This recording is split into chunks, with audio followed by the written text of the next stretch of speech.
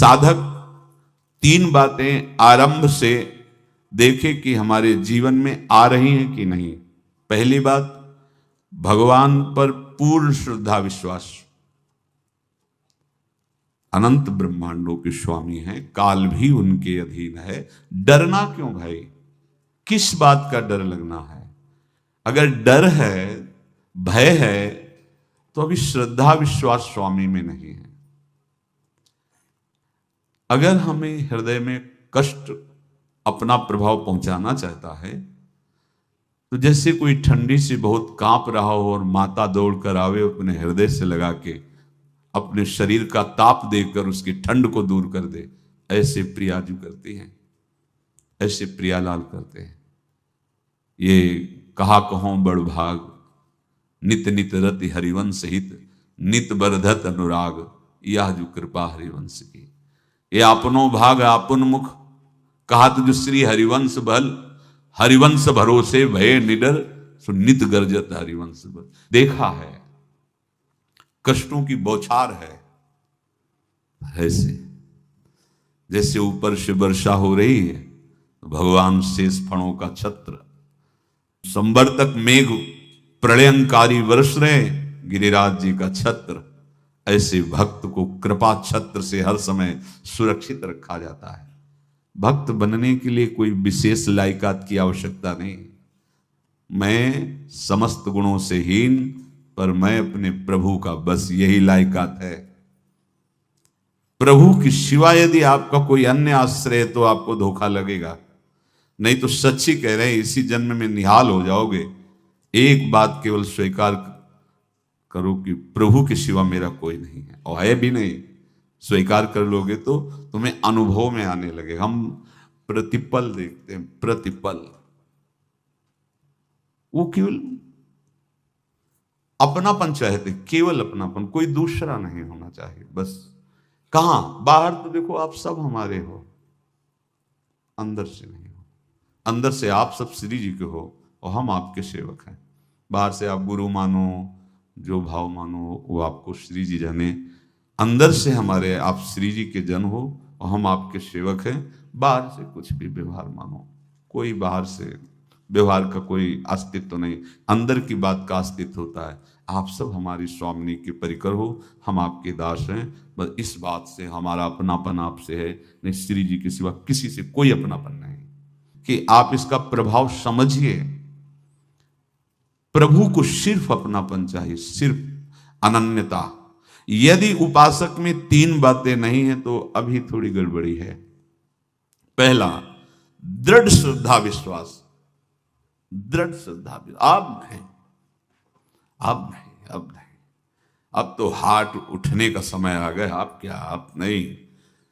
अब गाहक मत फंसाओ, बाजार बंद करो, हाथ उठा लो, चलो अपने घर चलो। समय आ गया, घर चलने का समय है। नहीं तो कलयुग अपनी बाजार ऐसी फैला देगा कि भूल जाओगे कि घर भी जाना है। दूसरी बात, जो गुरु ने भजन दिया उसमें तत्परता, सच्ची मानिए। जीवन भर कभी इस प्रमाद को गुरु कृपा से आने का अवसर नहीं दिया गया कि चैन से सोए हों और चैन से खाए हों। पूरे जीवन में कभी सुविधाओं को स्वीकार नहीं हुआ, पर साधन मार्ग में कभी भी शिथिलता नहीं हुई, तत्परता है। प्रभु पर पूर्ण श्रद्धा विश्वास और गुरु प्रदत्त साधन पर तत्परता। और तीसरा खास विषय, इंद्रियों से भोगों को न भोगना। तब ये जो रंग है परमार्थ का, तब अब दो चार माला की मनमानी आचरण की कहते हैं हमें भगवदानंद की स्फूर्ति नहीं होती। आपने रास्ता रखा है भगवदानंद का, बाजार लगाए बैठे हो अंदर हृदय में, अन्य आसों की, अन्य भोगों की, अन्य चाहों की, अन्य मान्यताओं की। अरे खाली करो, ये सब माया का खेल है। एकमात्र प्रभु, बस जब ठन जाएगी ये बात। अच्छा गौर से देखो क्या है, जब चलोगे तो क्या होगा। चलने की तो सोचो, उस दिन की सोचो जिस दिन चलना है, और किस दिन चलना है पता ही नहीं है। तब तो और होश में हो जाओ। आपको कोई भी यहां सहयोग देने वाला नहीं, कोई भी वस्तु आपकी नहीं, कुछ भी आपके साथ नहीं जाएगा। तो होश में हो जाओ, संभाल लो, आगे की गति मत बिगाड़ो। 3 बातों पर ध्यान दीजिए। श्रद्धा और विश्वास अटूट अपने इष्ट पर। दूसरी बात, हमारे हृदय में जो गुरुदेव ने उपासना का बीज रोपण किया, तत्परता। देखो, आपको हृदय की बात कहता हूं, माया के पास केवल प्रलोभन है, ये सुख में बांधती है। सुख का प्रलोभन अच्छे से सजा के पेश करके देना, साधक को भ्रष्ट करना, ये इसका स्वभाव है माया का। माया किसी व्यक्ति का नाम नहीं, किसी शरीर का नाम नहीं। भगवत विमुखता जिस वस्तु व्यक्ति स्थान से हो वही माया है। माया का मतलब थोड़ी जिसे कोई स्त्री शरीर पे आरोप कर दे या पुरुष शरीर पे आरोप कर दे ये तो माया है, तो और क्या है? मैं, मोर, तोर, तय और जहां तक इंद्रियां जाएं, जहां तक मन जाए, सब माया ही है।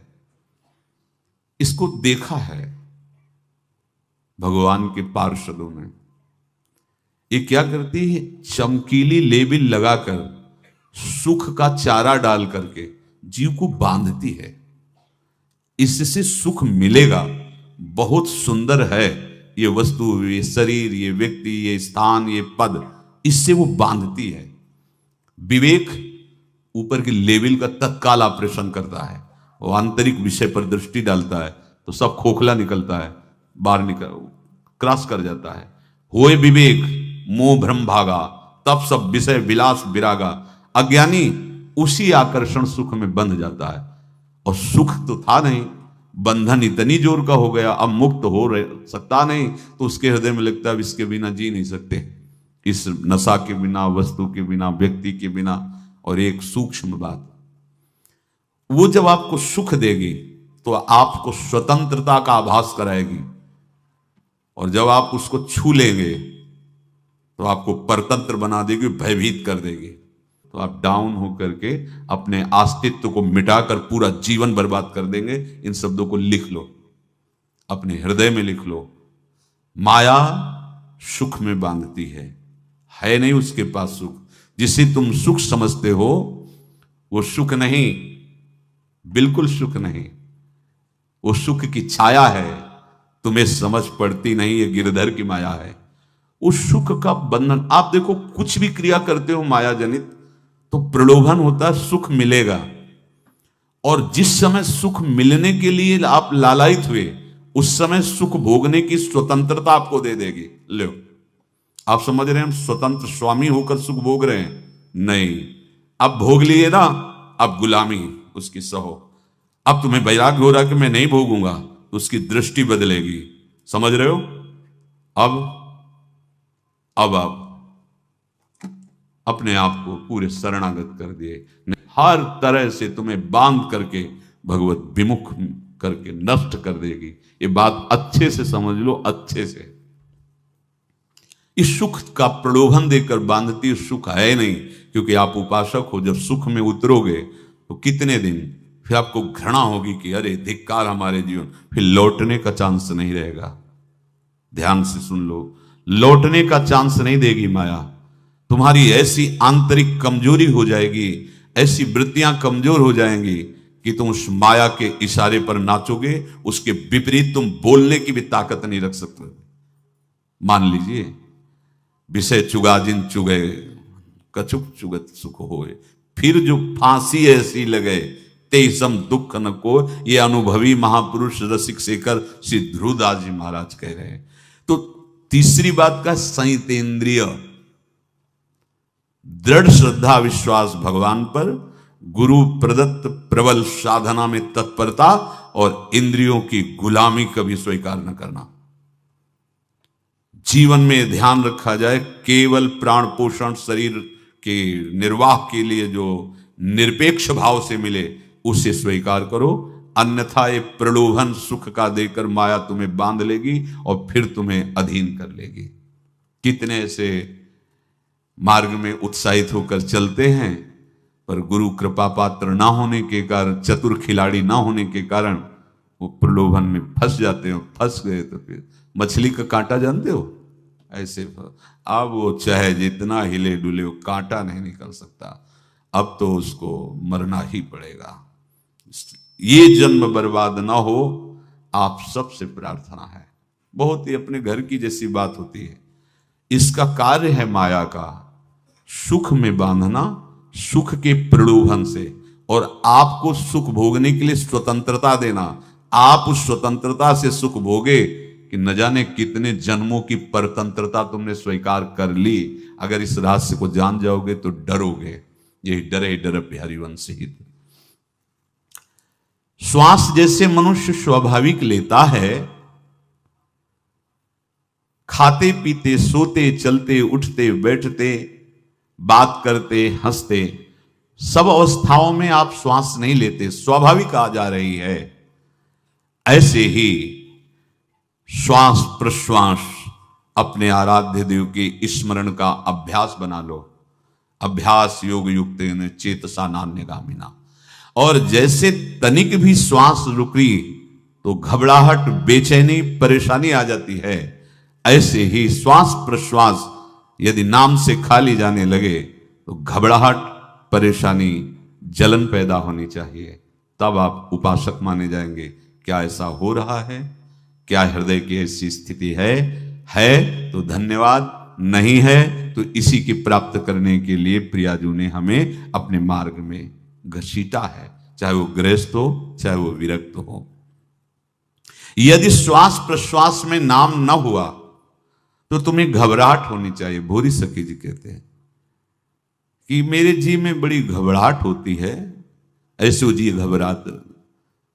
भूरी सखी जी कह रहे श्वास नाम दो बिलक चलत है, इनको भेद न मोको भावे। मुझे बहुत घबराहट पैदा हो रही। प्रिया जो से कह रहे हैं कि श्वास प्रश्वास में नाम का क्रम नहीं बन पा रहा, टूट रहा है, मुझे ऐसा अच्छा नहीं लग रहा।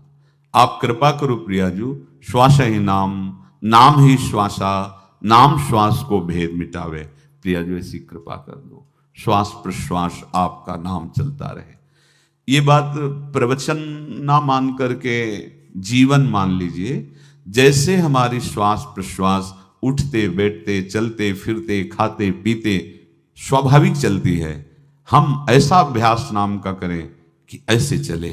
जैसे हमारी श्वास प्रश्वास रुकने लगे तो घबराहट, बेचैनी, प्राण व्याकुल हो जाते हैं, ऐसे ही श्वास प्रश्वास में यदि नाम रुकने लगे तो तद स्मरणेन परम व्याकुलतीत, घबराहट पैदा हो जाना चाहिए। नहीं होती तो अभी बहुत दूर नगरी, होती है तो अब निहाल हो गए हो, तुम चिंता मत करो। आगे का जो दिव्यात्मक स्वरूप है वो आना प्रारंभ हो जाएगा। रोम रोम रग रग बोले तब कुछ स्वाद नाम को पावे। यही सारा वैभव प्रकाशित हो जाता है। जहां तक हो सके किसी भी अनर्थ के हटाने का तुम प्रयास और चिंता मत करो। बहुत अनुभव की बात है। जैसे तुम कहीं फंस गए, गलती हो गई तुमसे, माया ने फंसा लिया, अब निर्भय हो जाओ। तुम्हारा अपमान होगा, तुम्हारी निंदा होगी, कुछ नहीं बिगड़ेगा, लेकिन पूरा जीवन बर्बाद नहीं कर देना है। प्रभु के भरोसे हो जाओ कि यदि आपको अपमान और निंदा करवानी तो करवाओ, पर अब लो नसानी अब ना सही हो। मैं समझ गया, अब आगे बढ़ूंगा, नहीं रुकूंगा। कुछ भी हो जाए, प्राण चले जाए, सभा में अपमान हो जाए, इसको भी मैं अब रुकने वाला नहीं। समझ रहे? प्राप्त अनर्थ की निवृत्ति की चिंता में नहीं रहना तुम्हें। अगर तुमसे अनर्थ हो भी गया है तो तत्काल आगे बढ़ो। तुम्हारा इष्ट वो तो जान रहा है ना, पकड़ो उसी को। आप जान रहे थे मैं फिसल रहा था, आपने नहीं रोका ना, चलो अब आपके ऊपर है। आप चाहे अपमान करवाओ, चाहे निंदा करवाओ, चाहे आप हमारा ये शरीर छुड़वा दो, अब मैं आपको छोड़ने वाला नहीं।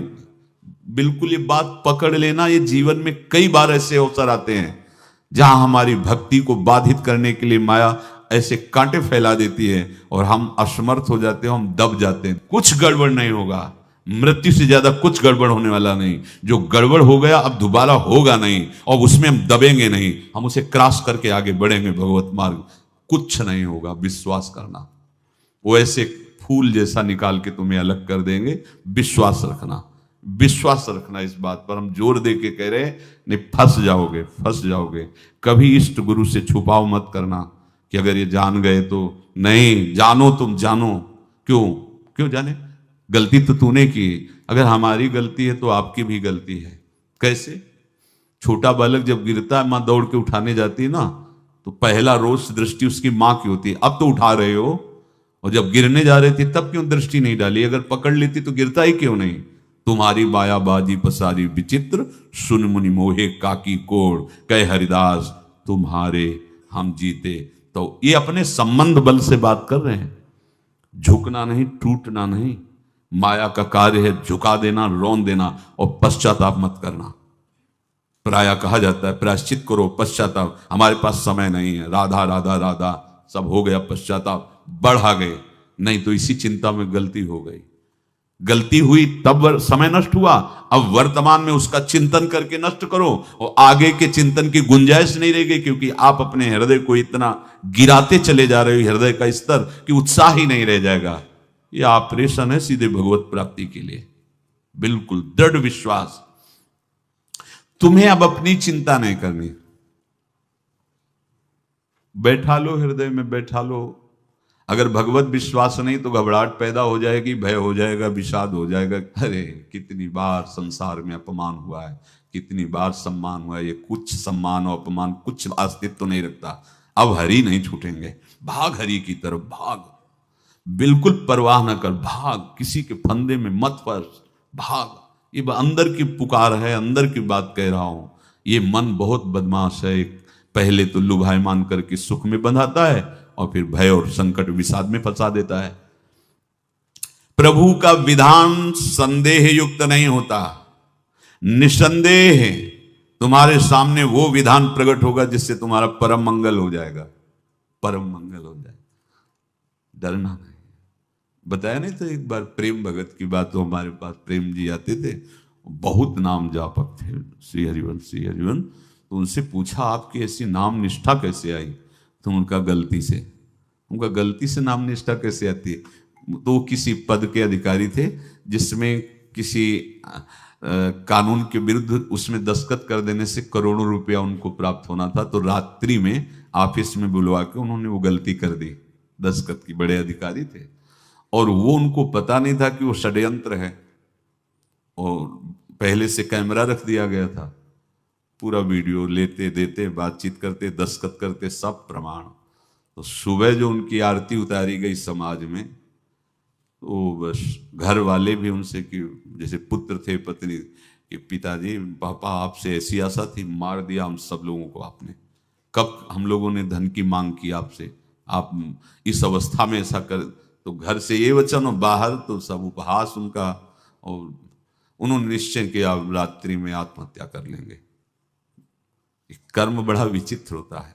पर वो वृंदावन पहले से आते थे, और हरिवंश उपासकों से मिलते रहते थे। गुरुदेव भगवान से भी उनका परिचय था। गलती किसी से भी हो सकती है, चूक है।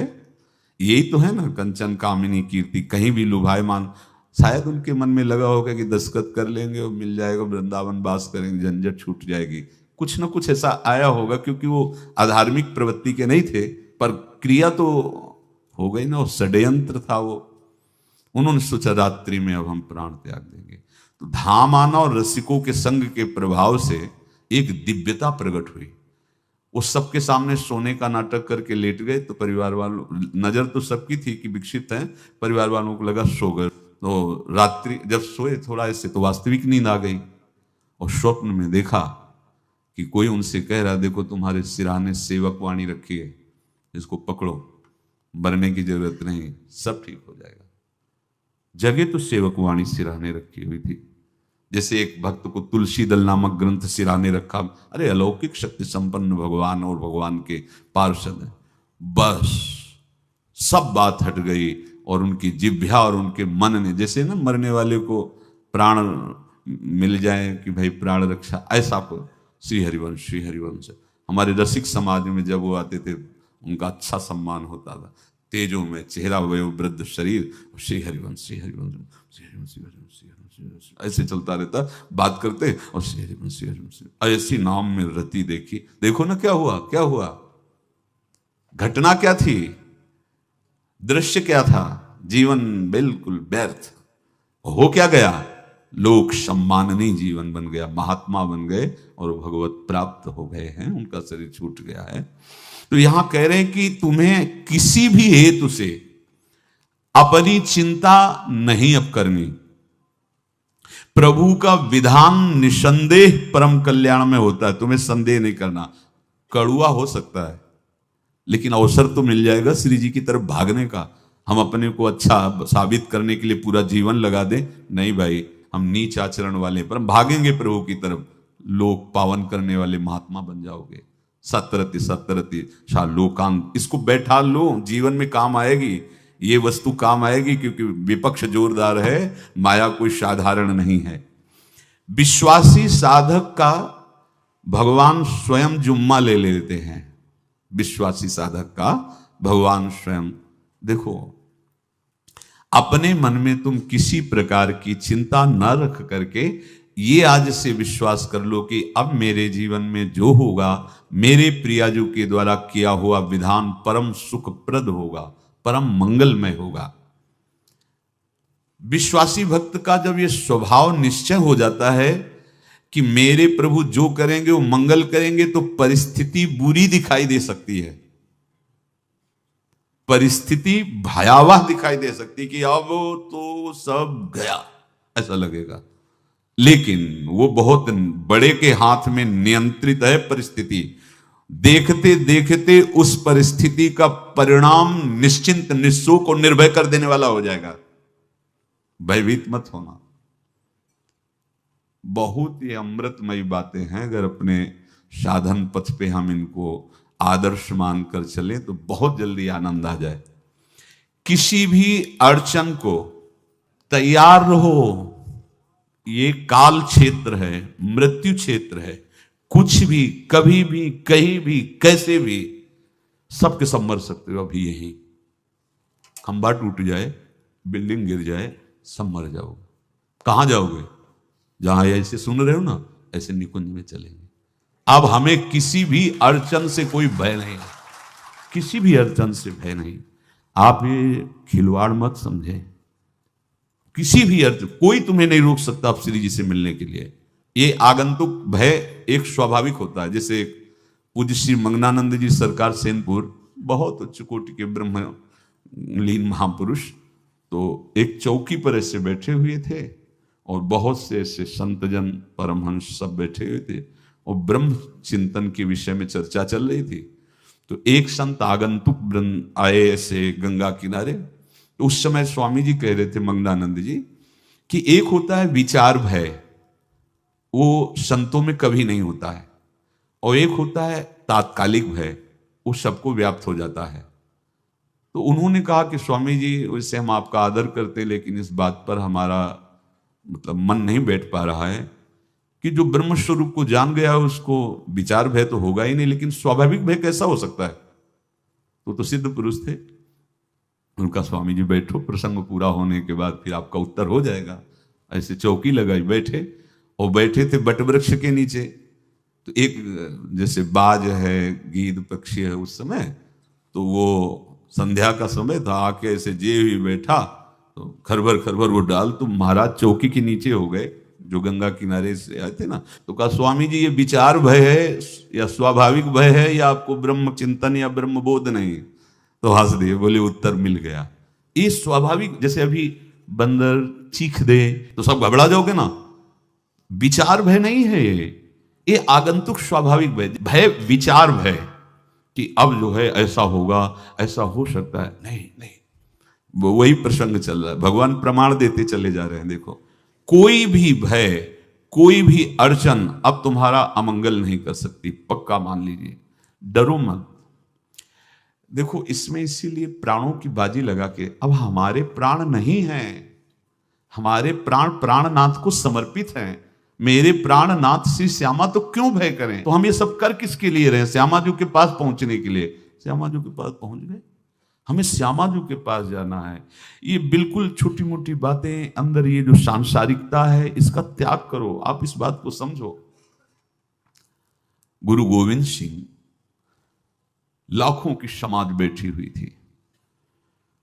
उन्होंने कहा कि अगर तुम आजादी चाहते हो तो तुम्हें अपने प्राण देने पड़ेंगे। हमें खड़ा हो कोई व्यक्ति जो अपने प्राण देना चाहता है, मैं उसे आजादी, आजादी दो प्रकार की, एक प्राकृतिक आजादी और एक दिव्य आजादी, दोनों देने में समर्थ थे गुरु गोविंद सिंह। हाँ, ये सिखों के आचार्य हैं, बहुत ही अध्यात्म बल और शारीरिक बल से भी पुष्ट। एक खड़े हुए हिम्मत करके बोले आ, गड़ासा हाथ में अंदर गए और ऐसा लगा कि उनकी गर्दन उतार दी गई और ऐसे रक्त प्रवाह सा नाली से बहा, जो सबको दिखाई दे रहा था। और कोई है? जब पता ही चल गया कि गर्दन उतारी जा रही, रक्त प्रवाह, वो कहते थे मुझे तुम रक्त दो, प्राण दो, मैं तुम्हें आजादी दूंगा। 2 3 4 5 अंदर ले जाते, ये आभास भी नहीं होने दिया कि वो जीवित है। 5 तैयार, पूरी सभा में 5 तैयार। बोले ये पंच प्राण प्यारे हैं भाई, इतने से एक एक से 1.25 लाख को परास्त कराऊं, देखना मेरा नाम गुरु गोविंद सिंह न धराऊं यदि एक एक से 1.25 लाख को परास्त, क्योंकि प्राणों की बाजी समर्पित कर दी। अब क्या भय? माया से आजादी प्राप्त करने के लिए भयभीत होना तो बिल्कुल जीवन में छोड़ दो। विचार भय नहीं होना चाहिए, ये स्वाभाविक भय होगा। अभी कोई ऐसी आवाज आ जाए, वो ऐसे स्वाभाविक होता है, उस पर तर्क वितर्क नहीं किया जाता। विचार भय नहीं होना चाहिए। जानते हो, तुम्हारा जीवन, तुम्हारे प्राण, तुम्हारा शरीर हरि को समर्पित है और हरि के अधीन काल है, कुछ नहीं हो सकता, और जो कुछ होगा वो परम मंगल होगा। किसी भी अड़चन को भगवान के सौहार्द के सामने अड़चन मत मानना। हम अगर अड़चन को दूर करने का प्रयास करेंगे तो अड़चन हमें फंसा लेगी, अड़चन। और यदि भगवान पे विश्वास कर लिए तो वही अड़चन अर्चन बन जाएगी, उपासना बन जाएगी। मान लीजिए बात, मान लीजिए आप लोग तो गृहस्थ में देखा होगा, हमने देखा है, बच्चा गिरा, रोने लगा, मां उठाने आई, छाती से लगाया, वो मां के थप्पड़ मार रहा है। यद्यपि वो कुछ जानता नहीं, पर भाव जब उसके देखे, बलिहार है, इस वात्सल्य की बलिहार है, ये माँ को मार के कह रहा है, थप्पड़ मार के, अब तू छाती से लगा रही, जब गिरा और चोट लगी तब तू कहाँ थी, क्यों ले उठाया? ये अधिकार हरि, वो तो अल्पज्ञ माँ है, पर हम तो सर्वज्ञ हरि के वात्सल्य में डूबे हुए हैं। हमको तो भय बिल्कुल नहीं होना चाहिए। हाँ, जानबूझकर इसका दुरुपयोग मत करना। विश्राम की तरफ सत्संग जा रहा है, ध्यान से सुनो। कोई भी अड़चन, अब हमको प्रयास नहीं करना उसको दूर करने का, ये जिम्मेवारी हमारे प्रभु की है। और प्रभु के ऊपर अगर आपने भरोसा दृढ़ कर लिया तो हर अड़चन अर्चन बन जाएगी, भगवान की पूजा बन जाएगी। पर देखो, इस बात को लेकर के हमें अशुद्ध आचरण नहीं करना, गंदी बात पे नहीं उतर जाना कि आप बचा लेना जो भगवान हो, तो नहीं बचाएंगे, हम तुम्हें बता रहे। अगर उनको चैलेंज करोगे ना कि सत्संग में सुना है कि आप बचाते हो, बचा लेना भला, तो नहीं बचाएंगे। क्या करेंगे? डबल पिटाई करवाएंगे तुम्हारी, क्योंकि सुन के भी तुम मनमानी कर रहे हो ना, और जब पिटोगे फिर रोगे तो फिर बचा लेंगे। ये लीला बिहारी गुरु हैं, बहुत करुणा में है, इनसे उल्टा मत खेलना, नहीं तो अगर ये उल्टा खेलने लगे तो तुम पहचान ही नहीं पाओगे। कह रहे हैं अपने आचरण को जानबूझकर अशुद्ध ना करो, तुम्हारी सारी बुराइयों की जिम्मेवारी हरि ले लेंगे। शब्द पर ध्यान दीजिए, जानबूझकर तुम अपनी बुराइयों का प्रयोग मत करो, तुम्हारे में जो बुराई है वो श्री हरि स्वयं स्वीकार कर लेंगे। वो ठीक है, जैसे आग में मल पड़े या चंदन या लोहा पड़े या लकड़ी, आग सबको अपना रूप दे देती है, ऐसे हर बुराई हरि में जाके परम सद्गुण बन जाती है। हम जितना अपने आप को अच्छा बनाने का प्रयास करेंगे, ये संसारियों के समझ में नहीं आएगा, परमार्थ के पथिकों के लिए बात है, और यही विश्राम हो जाएगा। हम अपने आप को जितना अच्छा और बड़ा बनाने की कोशिश करेंगे उतना ही हमारा प्रयत्न हमको नीचा गिरा देगा। यदि हम अपने को भगवान के आश्रित कर करके उनके नाम का जप और उनकी आज्ञा पे चले तो इतने अच्छे बन जाओगे, बिस्तरे सब जग बिमल कीरति साधु संगति नाटरे। इतने महान बन जाओगे कि विश्व आत्मा भगवान जब हृदय से लगा लिए तो जा पर कृपा राम की हुई ता पर कृपा करे सब कोई। सुर नर मुनि प्रसन्नता ऊपर सोई विजयी विनयी गुण सागर तास सुजस त्रैलोक उजागर। इसलिए सत्संग का मनन करो और ये जीवन व्यर्थ ना जाने पावे। सावधान आप रहो और निर्वाह हमारी लाडली जू करेंगी। और ये जन्म हम सबको लाडली जू की प्राप्ति के लिए मिला है। और पक्का पक्का विश्वास करो लाडली जू हमें मिलेंगी, पक्का विश्वास करो, इस पे संशय मत रखना। हम किसी साधन बल से नहीं कह रहे कि तुम्हें लाडली जू मिलेंगी। लाडली जू मिलेंगी उनकी कृपा से, उनके दुलार से, उनके आकर्षण से। अब हमारा निश्चय हो गया है कि लाडली जू बोले आपका, हम हमारा मतलब सबका। ये जितने आप सब बैठे हो आपको पता नहीं आपके कितने भाग्य प्रकाशित हो रहे हैं लाडली जू की कृपा से। अगर पता चल जाएगा तो अहंकार आ जाएगा। धैर्य पूर्वक सत्संग का मनन करो और उसे अपने आचरण में उतारो। शेष चर्चा आगे। श्री राधा।